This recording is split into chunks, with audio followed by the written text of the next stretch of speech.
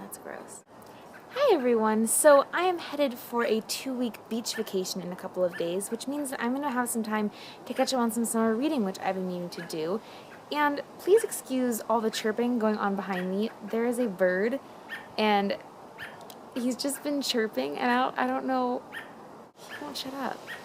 Maybe he's mad. Anyway.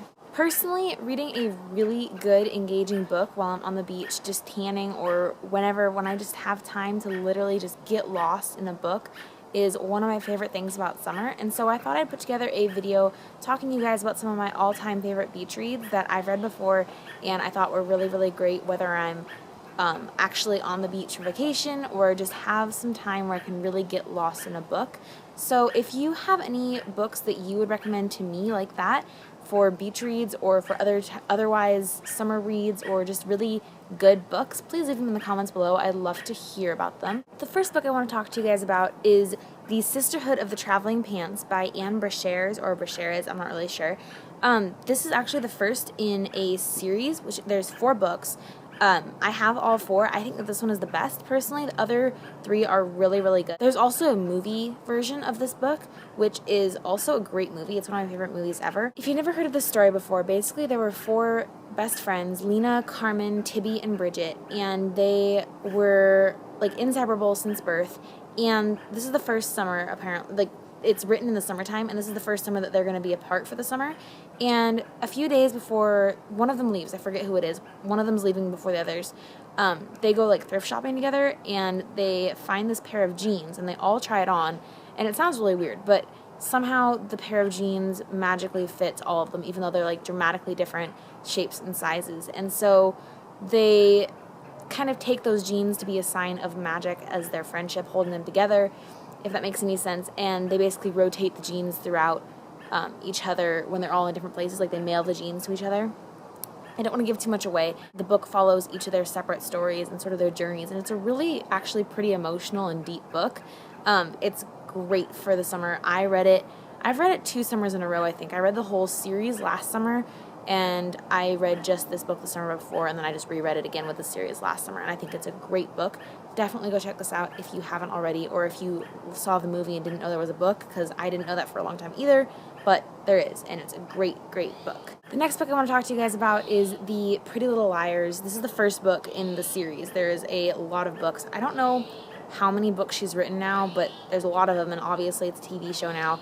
I think I'm on the 5th book, actually, but if you haven't started reading the series yet, obviously start with the first book, and if you're just watching the TV show, I would recommend reading the books too, because I was watching the TV show on Netflix, and they hadn't added the next season yet, and so I just started reading the books, and I really enjoy them. They're really dramatic, but they're also, like, at the same time, they're fairly light reads. They're pretty easy to get through, but they're suspenseful, they're well-written, and I think they're great, because you can get really engaged in them and, like, kind of scared by the actual idea of the whole book, because it is a scary kind of mystery. If you don't know the story behind Pretty Little Liars, basically there's 4 friends. There's Emily, Aria, Hannah, and Spencer, and they live in this town called Rosewood, and their other best friend, Allison, she went missing, and the whole book, or the whole series and the whole TV show, was about the search for Allison and all the drama that kind of surrounds the whole town and the friends and everything like that. There's a lot of drama, but it's very well written. It's not too cheesy or anything like that. I would definitely recommend this. This is a book that I read just recently in the past couple months. It's called the Carrie Diaries, and it's by Candace Bushnell, and there is a TV version now with Anna Sophia Robb playing Carrie. Basically, the Carrie Diaries is the story of Carrie Bradshaw before she was in Sex and the City. So if you've seen Sex and the City and you are interested in Carrie's life before, I would definitely check this out. I actually have never seen Sex and the City. It sounds really good, and I want to see it. I just haven't gotten around to it yet. But that was Sarah Jessica Parker playing Carrie Bradshaw in that, and this is Anna Sophia Robb. So obviously she's much younger, so this is kind of her before she was that person, if that makes sense. There's 2 books, actually. There's Summer in the City also, which comes after this one. It's a sequel.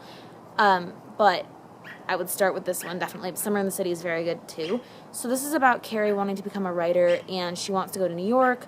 Before she got to New York, Carrie Bradshaw lived in a very, very small town, and this is sort of her story of her life there before anything happened to her, before she went to New York City, before she really discovered her dream of becoming a writer, anything like that. And it's really interesting to see, even though I haven't seen Sex and the City and I don't know exactly what happens to her, like I know the idea, I know what happens in the general story, but like even if you don't know that, this is a great book. This is a really engaging book. The characters really definitely keep you interested. They keep developing, they keep changing, and I would definitely recommend it. My all-time favorite beach reads are the We'll Always Have Summer / The Summer I Turned Pretty / the It's Not Summer Without You trilogy by Jenny Han. These books are amazing. So basically the first book is called The Summer I Turned Pretty, and this girl, I'm not really sure who these people are. I can't tell about the two boys, but this girl is Belly, and her full name is Isabel or Isabella, one of the two, but her nickname is Belly, and I'll just read you the back, actually. When each summer begins, Belly leaves her school life behind and escapes to Cousin's Beach, the place she has spent every summer of her life. Not only does the beach house mean home away from home, but her favorite people are there. Susanna, her mother's best friend, and her sons, Conrad and Jeremiah. Belly has been chasing Conrad for as long as she can remember, and more than anything, she hopes this summer will be different. Despite distractions from a new guy named Cam and lingering looks from Conrad's brother Jeremiah, Belly's heart belongs to Conrad. Will he offer his to her? Will this be the summer that changes everything? So basically, Belly has been in love with Conrad since she was like 10 years old. And the 3 books follow sort of her journey chasing him and kind of unrequited love, and then there's all these different elements that get entered, and Jeremiah enters the whole story as he's always liked Belly, and it's very, very complicated. It is the best trilogy that I've ever read. Unlike things like The Hunger Games, I really felt like these books did not lose their spark throughout the way. They got better, if anything. The Hunger Games, I don't know why I keep comparing it to The Hunger Games. These books are nothing alike, but I feel like that sort of lost its interest to me, honestly. Just things didn't seem as good. You know, people say, oh, well, I didn't like the second book as much, but these books, you cannot pick a book that you don't like. They're so good. These, if nothing else, please go check these books out. I think they're amazing, and I would recommend them to anyone. So that's it for my sort of roundup of my all-time favorite beach reads. If you have some all-time favorite beach reads that you'd like to share, please leave them in a comment down below. I would love to hear them. Obviously, I've read more books than this. This is just sort of my all-time favorite things that I would love to recommend to you guys. I hope you guys are having a great summer and a great day. Please don't forget to give this video a thumbs up if you liked it. Comment down below your favorite beach reads and whether or not you've read any of these, because I want to know what you guys think of them too. And please don't forget to subscribe to my channel if you haven't already. I'll talk to you guys later. Bye.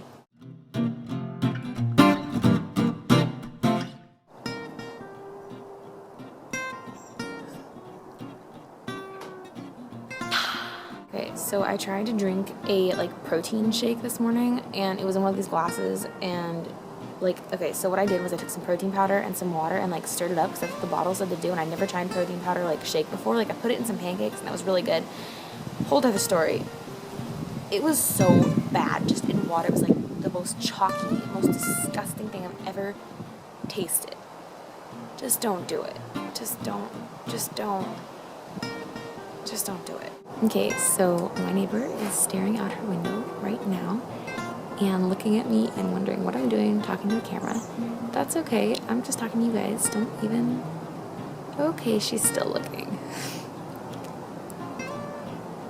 And basically the Carrie Diaries is the story of Carrie... I want to do some exercise right now.